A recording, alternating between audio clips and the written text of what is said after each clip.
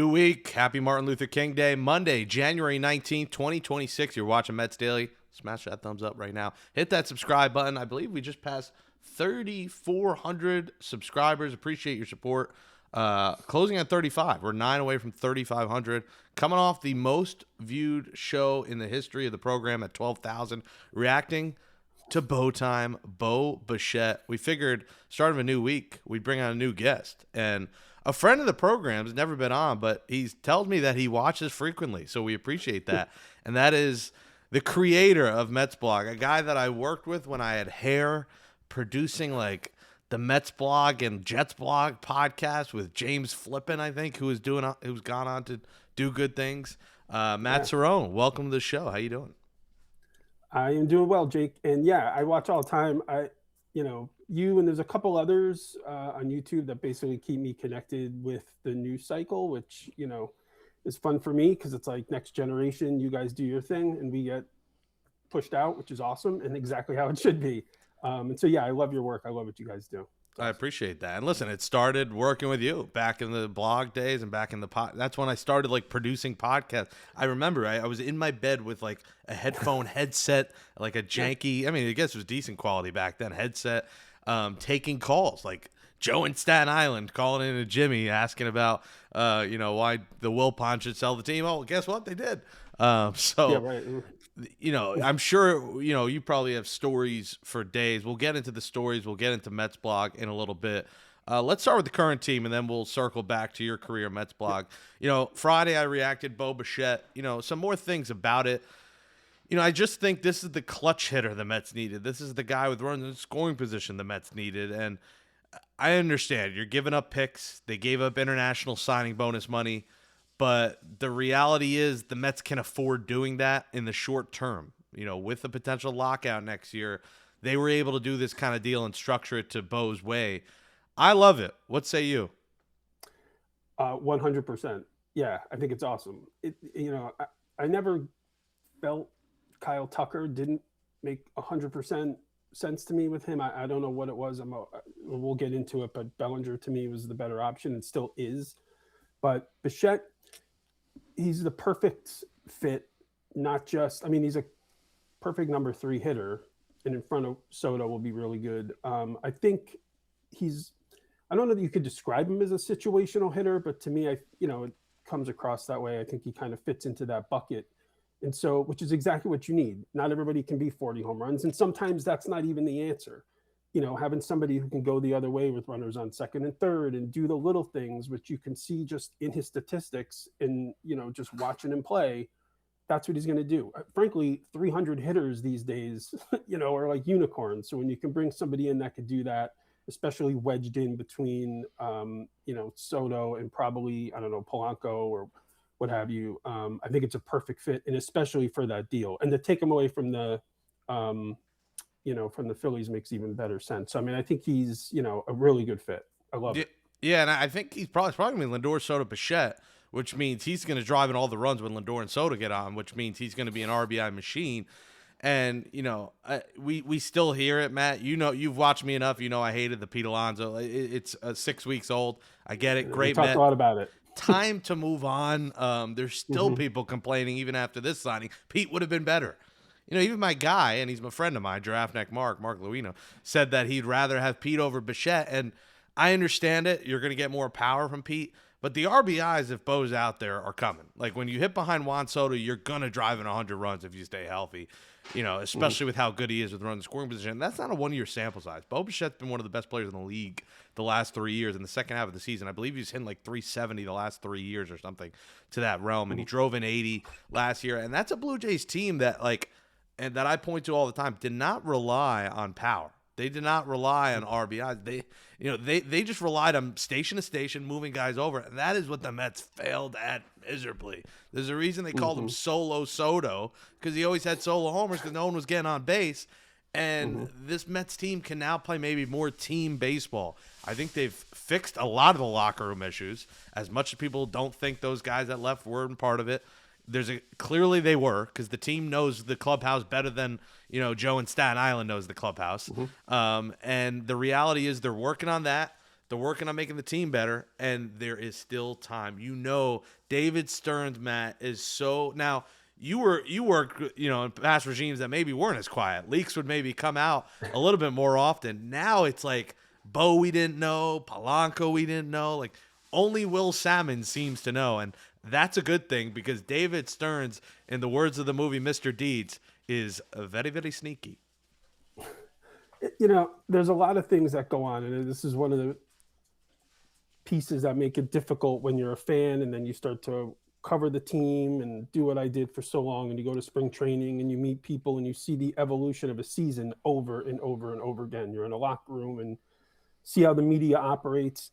And I think one of the things people don't realize is that some of these veteran players that have been in the minor leagues that come through your system, they have relationships with everybody within the organization. They know the reporters, they've known them from day one.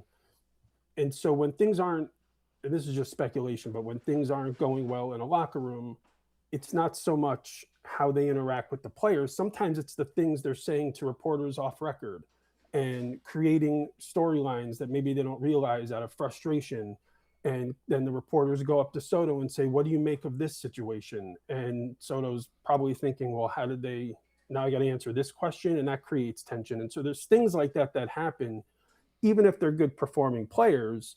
When they've been there for so long and they're so ingrained in the culture, sometimes it helps to dislodge that and bring in somebody new. The risk is that now this new person comes in and they feel pressure to have to pick up the slack for the statistics and pick up the slack for the legacy and the fan relationships. And that can be a lot too.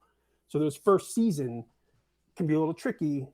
And I'm not even saying that's the case here, but that's a pattern that is not uncommon, especially in New York. When when you're playing for a smaller market team, you got 2 or 3 beat writers in there. On any given random Tuesday afternoon, 111th game of the season, 20th game of the season, this, there can be 20 reporters in that locker room, cameras, everybody, so there's a lot of places that cracks can develop publicly, privately. And so those are the kind of things I think that when it's time, sometimes you got to get rid of those other players and bring in some new faces, some new relationships. Sometimes it works, sometimes it doesn't, but it clearly was where the Mets were at, just based on what the reporting was like and what the conversation was like around the team. Yeah, and I love that people are like, but it was the pitching. I'm like, okay, now let's do 2019, 2020, 2021, 2023, and 2024 before Candelita saved the season and made OMG. Like, the team was not a playoff team every one of those years. 2022, they flamed out in the wild card and got embarrassed at Citi Field. I was there all 3 games. I was going to be, in the clubhouse for the celebration. I didn't bring the goggles, but I was prepared for my eyes to burn in a clubhouse celebration, and they flamed out. So, and then 2023, they traded everyone. So the reality is, this core that was so beloved and gained the nicknames of animals in the Bronx Zoo and the North Pole Zoo, did not do enough for them to cater the Mets giving them these 5-year deals. Like someone said, Marcus Semien, why would you take on that? They got rid of Brandon Nimmo's 5-year. He's going to break down. He already has. And the first half of his career, all he was injured. So the reality is Brandon Nimmo's had a couple of nice seasons, but the Mets getting rid of that contract was genius. Bringing in a veteran and Semien is genius. Now you have the Semien Bichette combo. Both love each other. Like, you already have a tight-knit. Like, Bichette is thrilled to come to New York, yes, for the money, but also to rejoin Marcus Semien, a guy that he cried about after the season a couple years ago. We've all seen the clip that's blown up of him getting emotional talking about Marcus Semien. We heard about Semien taking players out for beers in Texas last year, organizing dinners. Like, that is something this team needs. Like, I think this team, Matt, was so divided in 2025 that an organized dinner some players might laugh at. Now I think a guy like Semien, a guy like Bichette, those two together, the guys they're going to bring in, the different personalities, are going to like clean this up and make it a team that wants to play for each other. People don't understand the mental side of the game when you're around with each other, Matt, for you're seeing them more than you see your family. Like, you have to be able to enjoy them outside of dapping them up. Like, everyone's like, Pete and Soto love each other. They have their own handshake. Okay, what do they do at 11 o'clock when they leave the stadium? They never see each other till the next day. So those are the kind of things that make a team. And you saw with the Blue Jays, they loved each other. I'm sure they were out in Toronto all the time together. And, you know, it's the underlying factors of building not just a championship team or a single season, but building the culture that will change the team for the long term. Culture, going out to dinner, all those things are important. However, the single most important thing in any team, a platoon, or you call it what you want, is trust. You don't have to like the person. You just have to trust that they're going to back up first base on the bad throw, that they're going to be at second base when they're supposed to be. They're going to turn the double play the way they have to. They're going to pick up the cutoff man, double up cutoff if the ball's hit deep in the gap. Like, you have to trust that your people are going to be in place. That's what makes it easier to play, because you go into each situation where everybody's locked in and doing the same thing for the same reason, and you trust they're going to be there. That's what allows you to play more loose. That's the stuff. People talk about chemistry and all these nice fancy buzzwords, but the reality is it's just about trusting that your people are there. You don't have to like them. You don't have to go out to dinner, but you have to trust that they're going to be there and not be selfish and drift or whatever it might be. And that happens. But when you're functioning like that, that's when things click, and that's when it becomes more comfortable to go out to dinner and hang out and do all these things, because there's momentum and right? So that trust piece is huge. So somebody like Simeon and Bichette, that's big, right? So, because that can create that right across the infield. It changes the dynamic of the team, and I think that's huge. And I'm not saying that Nimmo and Alonso and Edwin Diaz, et cetera, weren't trustworthy, but something was going on, like you said. And so if you can rebuild that and focus on, that's what spring training is for, by the way. Like, that is the biggest piece of spring training, is developing those situations. That's why you do it repetition.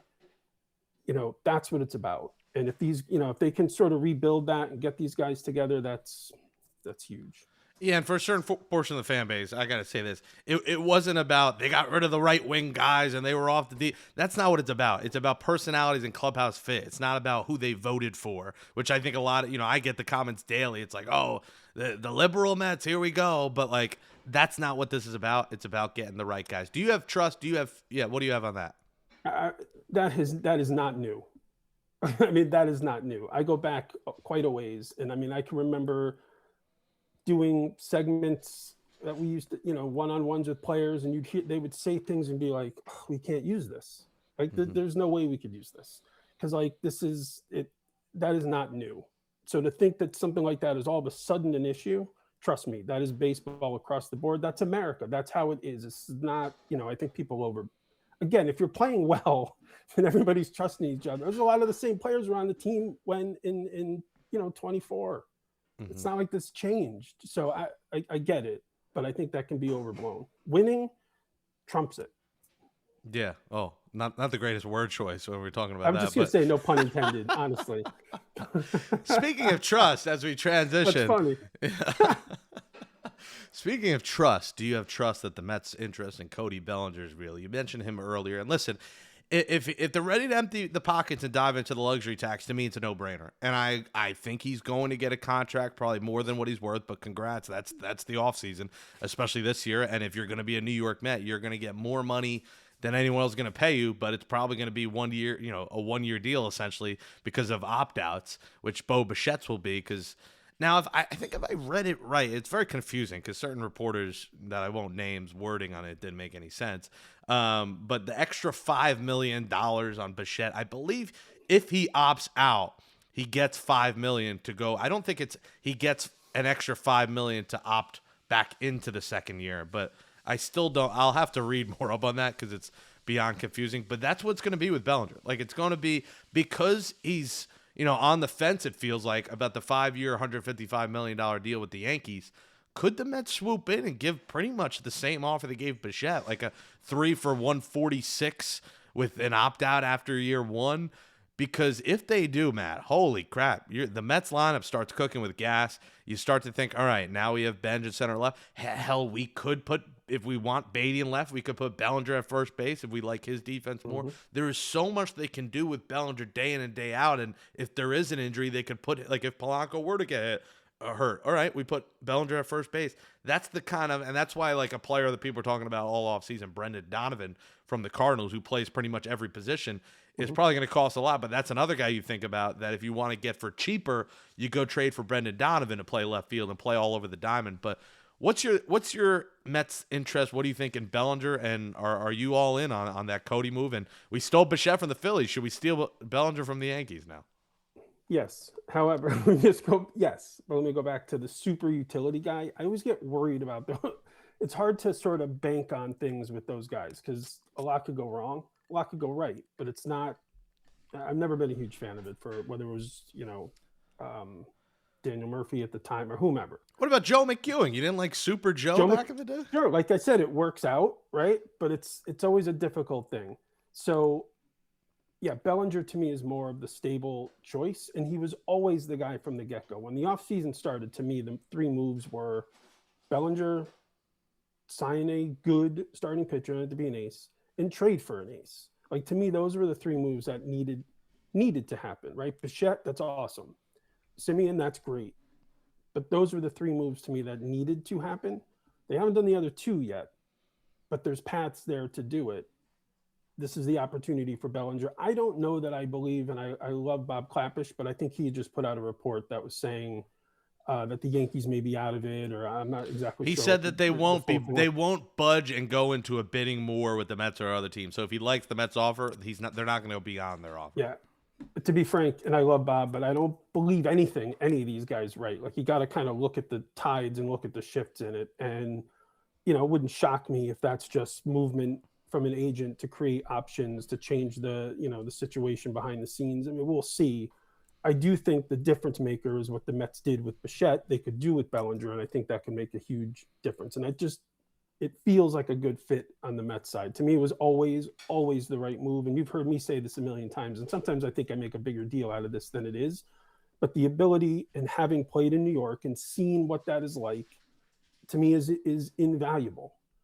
That is something that we have seen, and maybe I'm just scarred as a Mets fan from decades of signing these free agents who are complete, they're a bust. Having someone who has experienced it, felt that pressure, has seen how it works, knows how to navigate it, even if it's just for a season, you cannot factor that in enough. And so if you can bring him in this position, especially with the pressure that's going to be on this team coming off of last year, it's a no-brainer. So to me, he was always the guy. I don't care what it takes. Like, to me, that's the kind of player that you need to have in the lineup. And if they sign Bellinger, I don't want to hear the name Pete Alonso, or I will pull my non-existent hair out of my head, Matt. Like, you still got some left in your head. I think you might pull it out to you might have to join the dark side soon at some point in the next 5 years and just join the, we got the shea, we got the cocoa butter, we rub it on our head, you just go all over there. You might need to join the dark side at some point. But, the reality is, if they get Bellinger, you start to salivate thinking about the Mets lineup. You're thinking about Lindor, Soto, and then you could probably put Bichette in there to mix the righties and lefties up. Then 4 Bellinger, 5 Polanco, 6 Simeon, 7 Beatty, 8 Alvarez. I mean, if Alvarez stays healthy and becomes like the guy he was as a rookie, and he's your 8 hitter hitting 25 homers, and then if Benj works out and Benj is your 9 hitter, I mean, not to be dramatic, but if everyone performs who they are, the Mets could have one of the best lineups in the sport if they add Cody Bellinger into the fold. And that's exciting. And obviously, we know they need pitching. They need to get a frontline starter. That's where Brett Beatty, to me, that conversation comes in. When we talk about the future of Brett Beatty, are you interested? Like, now everyone's retort is that Bichette's going to opt out after a year. You need to keep Beatty. Well, you still do have Mauricio. For now, you have him and Acuna, and Vientos, although 1 or 2 of those, I believe, get traded. Is Beatty like a guy that only a certain package you deal? Like, do you put Beatty in a Peralta deal? Or to you, do you think Beatty's untouchable? I would move him if the opportunity. He's not going to be the driver of any deal. It's got to be the right fit. I'm not saying he's a throw-in by any means, but I don't think he's the basis. Like I don't think Scooble, it's going to be, oh, we need Beatty. Like obviously that's not the centerpiece, but I do think he has value in certain spots. He also has value to the Mets. I think it depends on how else that lineup shakes. You have Bellinger, you can justify it a little bit more. If you're putting a lot on Beatty, that would worry me. I mean, I think he's shown that he can be someone that can be counted on, and he's shown where he can't. He could play these different positions. I think if he can pick up that first baseman's glove and keep it and show that he's got the ability to kind of fill in there, then it starts to change things a little bit, because we don't know what Polanco is going to be at first. I mean, he might be good through the course of a season. So I think has that value to the team, but if he can be part of a trade that can get a bigger piece, especially on the mound, like I would do it. I don't even think I would, hesitate. Is there an ace you have interest? The name is Freddie Peralta that's out there. To me, I just don't see Scooble getting moved. And I think the price is going to be too. Like, I'm not trading Sproat, Tong, Beatty, Vincent Acuna. Like, I'm not trading the whole farm for 1 year Scooble, because God forbid he gets hurt. You just traded everyone for 1 year of a guy. It made no sense. I'd rather potentially get him next year. And we also need to. And this is how the Mets are operating too. Like, it feels like there's going to be a lockout. Like, with what the Dodgers are doing, it feels like a cap and a floor are coming. Do you, on that note, do you think there should be a cap and a floor, and do you think it's coming? I haven't thought enough about that, but like, you don't have to go far. When there's, well, it's two things. When there's this much, oh, there's going to be a lockout. Oh, there's going to be a lockout. Sometimes that's an indication that there may not be, because they're both trying to, maneuver the line of scrimmage, basically, with that kind of talk. It's when there's sort of not a lot of conversation and not a lot of buzz or chit chat that I think it's sometimes almost more of a concern. But I mean, we'll see. My hunch is, maybe there'll be some kind of a hiccup, but it doesn't seem to me like it'll be forever. The sport's making too much money. They'll figure it out. Like, to me, they'll figure it out. I see what you're saying about the Dodgers. Again, like I said, I understand your concern with Scooble. I wish there was a way to know that he would negotiate a new deal before the trade, that whole bit. Those days have sailed. Like, that's not going to happen, unfortunately. I don't think so. And he's not going to work something out where he's at to then get traded. Like, that's gone. So I hear what you're saying about the prospects. It's just so tempting to not have that guy on the mound and just see what that's about for a year, especially with the lineup we're talking about. You bring in another pitcher that might be able to round things out a little bit. It's hard not to do it, but I get Peralta, and I would give up whoever is needed outside of McLean. I don't have any problem with Sproat or Jet Williams or et cetera. To me, it's you've got a stacked system. There's no guarantees. How many of these prospects over the last decade have we latched onto that, oh my God, they can't, and then they go out to either have no career or they're okay, but they're not the upside that you got in that deal. I mean, Edwin Diaz, come on. You want Kelenic back? No. So things happen. And I feel like, and I don't know this statistically, and I'm sure someone will tell me I'm wrong, but I just feel like more times than not, it's not the case. Was it Casey Stern, our old friend? What's his, prospects are great, but championships are better, or something like that. If they have the opportunity here and they can put that lineup together, like you said, best in the sport, get the pitcher.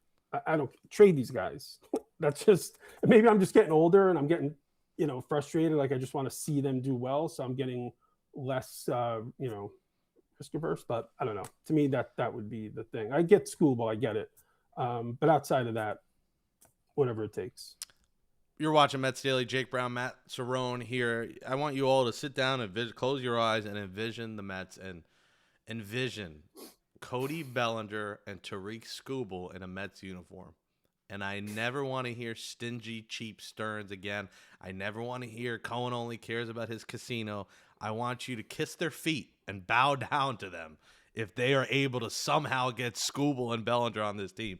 Because then you're talking about, let's go. You're talking about, all right, tickets back, selling again. Now you're going to have the portion of the fan base who claim they're never going to go because they got rid of their god, Pete Alonso. But if you get Bellinger and Skubal, you're talking about the Mets becoming a instant championship contender. And now we'll see if it happens. But I think an ace is on the horizon. My guess is going to be Peralta. I mentioned the Peralta-Yelich package. I don't know if the Mets love Yelich's defense, if they want to pay him. He's got similar AAV plus to Nimmo, $23 million around there, a little bit more than Nimmo. So my guess is that they get a package, you get Peralta McGill, you get Tyler's brother, you get another closer option, and your back end of the bullpen starts cooking now because you're talking about McGill Devin Williams, Minter, Raley, Luke Weaver. Then it's almost like a super pen in some ways if they could all have success. Smash that thumbs up on the video. Keep on commenting below. I want to end with your career and Mets blog. But before we get to that, Cohen and Stern and that dynamic I just mentioned. You know, I still see some tweets of it's almost like it was better in the Willpon era. Well, you cover the team as well. Yeah, I want you to kind of just let it rip on the Willpon era and why fans should not wish for that. Maybe you agree, but with that face palm, I would say you disagree. Just let it rip on that era compared to now, and why Mets fans need to realize we're in a better place now than we were then. I mean, it's almost, I could sit here for probably another half hour and talk about. We don't have a time limit. It's on you. Whenever you got to take care of the kids and do whatever you got to do. Yeah. It's an off day. It's MLK Day. Yeah. When Cohen bought the team and he gave that initial press conference, that was, to me, one of like the top 5 moments in the history of the franchise. I mean, that feeling of that press conference was about, just shy of, I think, what a championship would feel like. That was a landmark. And if you think that that era was better than this, you didn't live through it. And I mean, you didn't. There's no way. Like, go back and look at Twitter. If you could pull up Twitter for just a random year, during the Madoff phase. I mean, it is a completely different arena. They didn't have any respect around the league. If anything, Cohen is feared a little bit. The Willpons were never feared. They were mocked across, it's just, I don't think people can understand the difference. Even the players, felt that Fred was great. He was very personable, was a really good man. He built something terrific. The issue that he had, and I think where a lot of the issues stem from, and you do not see this with Cohen, is I think he wanted a very family-friendly environment that, was good every year and, very similar to his time with with his mom going to Dodgers games and his dad at Ebbets Field. Like, I think he was very much trying to recreate that experience, which is, I get it. That's not what Mets fans want. At the end of the day, we liked one of our favorite teams, the 2 favorite teams, at least for me, right? 86 and that 99-2000 group. They were not necessarily family friendly. They were aggressive and scrappy and did a lot of, it's just a different vibe. And I feel like that's always connected more with Mets fans. So just from a vibe perspective, I don't think there was any, I don't think we agreed with it necessarily, right? Cohen is a go for it. Yeah, maybe there's some, measured nature to it, but he's going to go for it. I mean, if you're going to tell me that they are stingy and cheap, okay, ask the Rays if they'd like to flip payrolls and owners. I mean, give me a break, So, and would you go back 10 years and take that payroll and those excuses? Well, we're going to spread the money around to a bunch of, 25th men on the roster because that's the better decision, even though it's, I mean, come on. It was the most frustrating. Oh, it was just difficult to navigate, not just as somebody who tried to cover the team and worked for them to a certain extent, but just as a fan. It's to me, it's a silly conversation. I've talked more than I probably should about it, quite frankly, because the answer is no. It's a big difference. The end.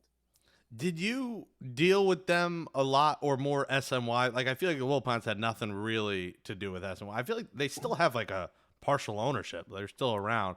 So we'll see what happens in terms. I know everyone's like, Cohen's going to buy SNY and get rid of Andy Martino. He didn't get rid of Andy Martino. He brought him on board. He's part of the family now. Andy Martino is now an inside Mets reporter in quotes, team guy. I don't know what to call him. Team reporter.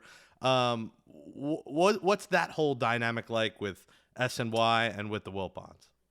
Well, in the current state, I would say, just based on Cohen's history and finance, that if there was upside to SNY, he'd have bought it. Like, it's going to be straight numbers. He's a hedge fund man. Like, if there was a way to benefit from it, he'd benefit from it, even if it was just taking out debt. But if there's no upside, he's not going to buy it. So that would tell me that, it's a risky pick. So just as far as he goes, I would be shocked if he bought it. I still contend that MLB is going to gobble up all these RSNs at some point and bring everything under MLB Network. But, time will tell. Their relationship was, Yeah, I mean, the money all went to the same place. I think SNY was really more of like an ATM machine, quite honestly. And so they had a relationship. They weren't overbearing. I mean, there was instances, where if anything, it was more of a chilling effect, because as somebody who works there, well, if I do this, it's going to probably have impacts, career wise. I never really worried about that because thankfully I had an audience and, I kind of had leverage, so to speak. Um, but I think it had an impact, but there was never, and people would always, oh, they're telling you what to write. Nonsense. And I could say that now, and it was never the case. It just wasn't. There was never a directive or talking points coming down from ownership. I think that's easy to say. I get it. I can understand where it comes from, but that was never, honestly, never the case. You launched Mets blog in 2003, correct? Yes. Can you take us through the timeline? So, I loved Mets blog. I had it bookmarked on my computer. Once I had a laptop, whenever college, in 2009, that was prime Mets blog days. Like you had to be on Mets blog every day. So I guess you're returning the favor. Me reading Mets blog, now you're watching Mets Daily. It's like life has come full circle. I paid your bills then. You can pay my bills now. Take us through the launch of Mets blog, the prime. Not a 20-minute soliloquy, but take us through the launch, the prime of it, when it ended, how it ended, and like the SNY partnership that happened in the middle of it. No, once upon a time. No, no. I mean, I started it when I was in school. I probably spent way too much time on it. It started to grow. I had somebody approach me. I'm sorry. Looks like you're in a. No, when No. you're in school. I'm just 2003. Were you college? Was that not the age? Yeah, I was down in. Yeah, I mean, I was late. I drifted a lot in the '90s. I always had interest in media. Actually, to predate that, I actually took an internship just randomly because I needed work with a PR kind of legend out of Westport, Connecticut. And it was him in this little boutique firm. He kind of showed me the ropes in terms of pitching media and how, media relations and all that kind of stuff. And then I moved down to DC with my wife. I was going to school down there. Out of market, difficult to follow the team. So I was just kind of logging everything on the webpage, and somehow it was on Yahoo GeoCities, which I'm sure nobody in your audience remembers. It was a platform. It was like the first platform, like free and easy HTML kind of thing. And so I was just doing that. And somewhere in early 04, a gentleman, John Keegan, who is still a very good friend, was starting up a blog hosting company. And he was a Mets fan, and he'd been reading it and said, hey, let me come into my arena. I'll build, a better skin for you guys. You can have a comment section and all this stuff. That was new. Great. Did that really kind of caught fire with an RSS feed and all these things that, again, your audience may not even at this anymore remember what they are. So that really helped it gain traction. I made relationships with Brian Hoke, who was writing Mets Inside Pitch. Now he covers the Yankees. I think he still does. I did little things like buy little postcards and say thank you to all the beat reporters and mailed them out, in the off season saying thank you for the support, because there was times there where I was contacting them and doing interviews with things, which again was new. And I knew that those relationships would help. Turns out 10 years later, they all feel like I'm taking their jobs and ruining their industry. And in some cases, they came to work for me years later and still work at SNY. But somewhere 06, 07, I was debating whether to leave the site and take a job with a gubernatorial campaign in Connecticut, a political campaign, because that was always an interest of mine. And I had this relationship with SNY, which had just launched. I was talking to their PR person, can you help me out media-wise? I can give you guys some audience. Like, let's keep talking. And the head of marketing at that time, Steve Rabb, became the president of the network. We had talked a lot and made the decision to bring me in. I partnered with them. The site had already been in a position where the audience was something that got their attention.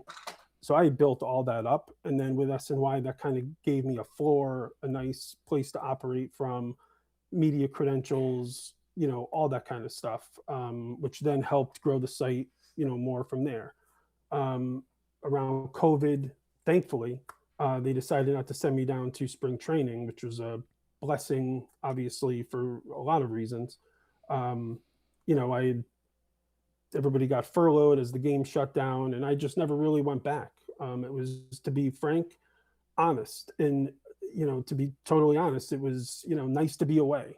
It was nice to not have to think about the team or have to know everything that was going on. It was a breath of fresh air. It was time to exhale. I didn't have to live under that news gun, of 24 hours, needing to know every little thing that was going to happen. And sorry, family, I got to go jump on the laptop. To not have that was refreshing and peaceful, and I loved it. And then I just stopped, and that was it. There was never any formal goodbye. I just walked away, and I think I've been much better off for it in a lot of ways. But yeah, that's the high level story. And so 16 years, 16 seasons, yes. about 16 years. Yeah. Which, come on, you're a Mets fan, that's a lot. It's hard enough to just be a fan of the team for 16 years. I'm a Jets fan. I can't imagine what it would be like to write about the Jets every day for 16 years. Forget it. So, it was a lot. And it's not just the content. It's the pressure to keep building. It's the, 100 times a day being told you're an idiot and that you suck and that you're a sellout and all that stuff. There was a website called IHateMetsblog.com. There was, I swear to God, it was a lot. And after a certain point, it starts to drain on your mental health. It was putting pressure on me ways that I just wasn't happy about. There was also the pressure of like, what am I going to do next? I have to build on this and go into something else. I had an agent that was pushing me to be the, sports media guy that covered sports media as a whole. And I just cracked under it because I don't think that's who I am. In hindsight, I realized building Metsblog, the architecture of it, the competition with the industry, outsmarting other reporters, trying to, that was what I loved, and by the time you're 14, 50, that's gone. Now it's just about the content. And at that point, I missed being just a regular fan. And so I took time away. It was, I think, 23 when I actually started watching again. So I took a few years off to not even pay attention because I just needed the break. And people look at that and think, how can that possibly be? But I'm telling you, it's hard enough being a fan for that long, let alone have all that other stuff along with it. Yeah, listen, I get it. As a Mets and Jets fan, first off, second off, Fan Arch wanted me to host a Jets show daily too. I said, "Are you out of your mind?" Like the mental drain. Like I'm a year in. I launched January 7th, 2025, and I understand the mentally because it's like, yeah, you're out at dinner. Oh, the Mets signed this guy. Damn it, I gotta go home and get a show done. And writing, it's just more like the writing part. People don't understand. You got to write about the minor league sign. Like they just signed Tyler Birch to a 2-year minor league deal. You got to, put down the piece of steak or the Benihana and pull up the computer and write about them signing this bum minor leaguer. So, that site is a lot more to it, a lot more layers than it's mentally exhausting. So I get it. And it's not like you missed too much when you checked out. You missed the 2022 Mets, but 2020 they sucked. 2021 they sucked. 2023 you came back and they were good, and then they sucked and traded everyone. So I get it. I will say, and this touches on you actually. I tell that story, but I leave out a lot of people because I've been thinking a lot about this of late. Because as I've gotten back into things, I see names on Evan Drellick, and there's all these reporters and these people that are doing really good work. DJ Short, that have gone on to continue. They started on Metsblog. In some ways, I gave them their start, and they've advanced to do really wonderful things. Yourself excluded to a certain extent. I think you were already doing radio, and to be totally honest, I think you would have done fine. But like SNY, we brought you in to do things. Like that was, in hindsight, my favorite thing when I look back is seeing how people were able to go on and do better things. Just give me the number again. The top of the line number. It was like $1 million a day. What was it like? I think at that point we were cracking $1 million. Because it wasn't during the Santana trade. Because I think it wasn't just Mets fans. It wasn't, it was all of New York baseball. Not all, but mostly New York baseball fans. And then it also had national. Everybody was watching that trade. So, we were bringing in other attention. Because I noticed, that was about the time I started getting referenced on other more mainstream outlets. According to Metsblog. my entire existence up to that point had been according to other sources. So then to be cited for it, that kind of, showed stuff. But thankfully it worked out, because I've always been under the, I've always operated, and I would always tell my team, nobody remembers who gets things right. They usually only remember who gets things wrong. So, you can't go out on a ledge too far, but I was just way too confident in who we were talking to. And it also just made, sense that the Mets had the prospects. He wanted to come to New York. There was just a lot that made it seem like a good fit, and to trust the sources that were, in contact with us. So, that was the big piece. That was really the big one. And people I still hear people talk about it. Like, oh, I found you during the Johan, trade. Like, that's always the response. How often were you getting scoops? Like, now it's like very hard to get scoops because there's so many different people tweeting and different reporters and people. Mm-hmm. Like, was that something that happened often, / was it like a proud moment? Because I feel like it not easier back then, but there were less people tweeting stuff out there where like a blog was a source of a story versus now it's like a million people tweet about it. Yeah. I think it's changed. Let's put it that way. And I can remember definitively when John Heyman was the guy that would start putting up these like in the moment tweets. But prior to that, it was always about relationship building. This is part of, I think sometimes the Clubhouse experience can be overrated, but, for what it brings to a content play. But when it comes to building those relationships, it's very important. Going to spring training, getting to know a scout, getting to know people in the front office, building those relationships, not for the intent of being a source, but just formulating that trust with people. And sources were always transactional. It was never, every once in a while it might be somebody you knew from at some point and they're just trying to help you out. But for the most part, it was, a transaction. They want you to have something because you're going to put it out, and you want something from them because it's going to benefit this, and there's nothing wrong with that. Especially when it came to agents, especially when it came to, the off season. And so, yeah, that was always sort of the dynamic. But then we got to an era, and that, I used to practice what I call lunchroom journalism.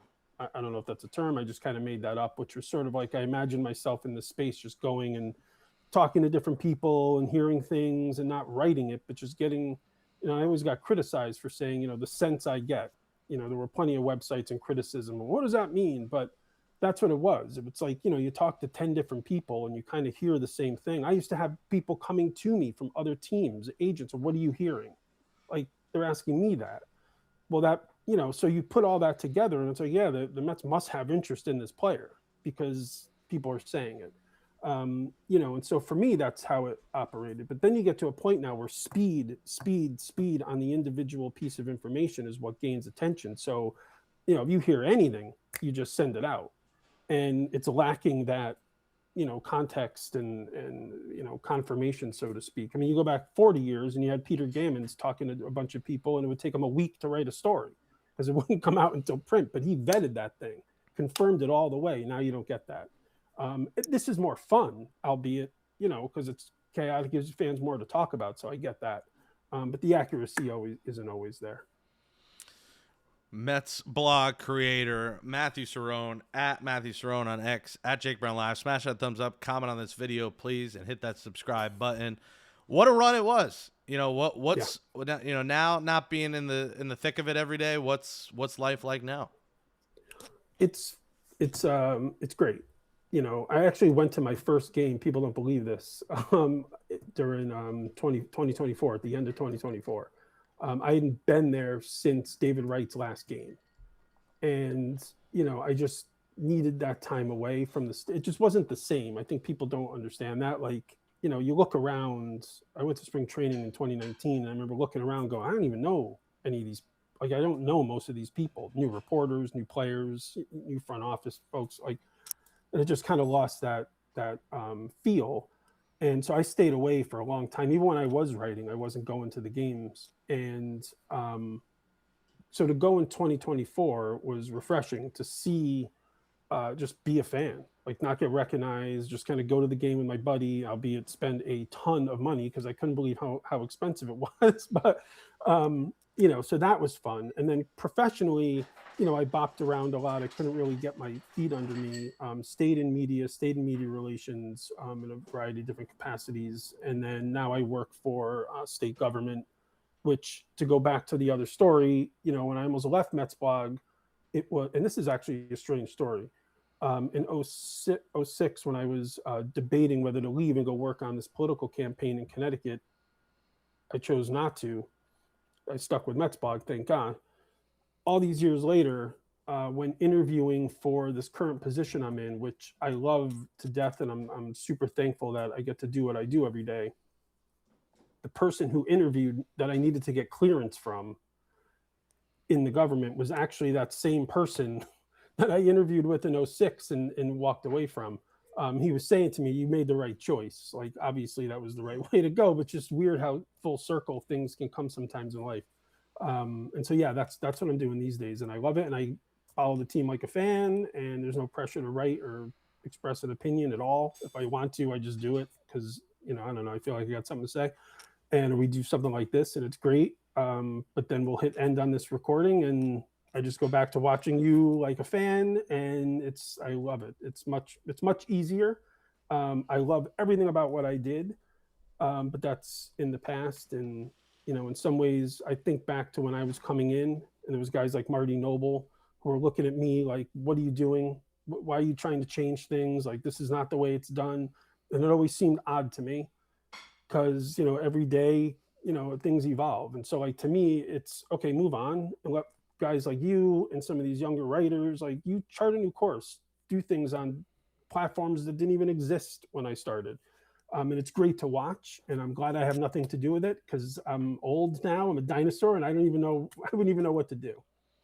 Yeah, well, listen, I'm a fan too, and that's why I didn't want to be the writer because I didn't want to take my fan hat off. And I think I'm pretty objective, I think is the word. Like, I'll tell it how it is. I'm not really too biased, but I love the Mets. I'll make that be known, and that's why I do love doing content, because it lets me talk about my love and sometimes hate for them. But really, in the end, we just love the team, and that's the best part of it. And, you know, you paved the way. You know, reading that news every day and keeping up with the team was awesome. And I'm glad, you know, for your sake, for all of our sake, that you didn't, do that other gig in 2006 because maybe Mets blog never happened. And I'm sure it set you up for a nice path, a nice life. Like, you know, you were, dominating the Mets news wave. And when you're at the top, it could lead to a lucrative, nice career. It'll take care of your family. Now it's everyone's trying to have a microphone and a pen and trying to do something. And it's very oversaturated. So I think when it ended, it was the right time for you with COVID, with everything changing, with media in general changing. You're seeing the media industry now. I mean, people getting laid off left and right. You know, it took me over a year to land something, and I had a really good resume. So, you know, it's a very tough business. But this was awesome, man. Good to catch up with you. Let's go Mets. Let's get Cody Bellinger and take him from the Yankees and dominate this city. And we'll definitely do it again at some point this season. We got to hit a game this season. You know, we definitely got a Mets blog, Mets Daily reunion game at Citi Field. And, I'll have ways that'll make us save some money. I know a few people there now. You knew people back in the day. I got it for us now. I will take care of this. We will live good. We will drink good at Citi and not worry about having to put a blog up after the game. And don't burn the bacon. Yes. No. When I'm watching, I got the timer on. He just went in and was watching David Muir letting the bacon burn to death over here. But we will find a way to fix that. Good to catch up, man. Thank you for coming on. Thank you, Jake. Keep up the great work. And I have to say, I appreciate everything you do. I'm thankful for the work that you're putting in because it helps keep me in connection to the team. So thanks. Appreciate it. Yeah. Thank you so much. Smash that thumbs up, subscribe, share the channel, follow Matt. We'll catch up again soon, and we'll talk to you tomorrow right here on Mets Daily.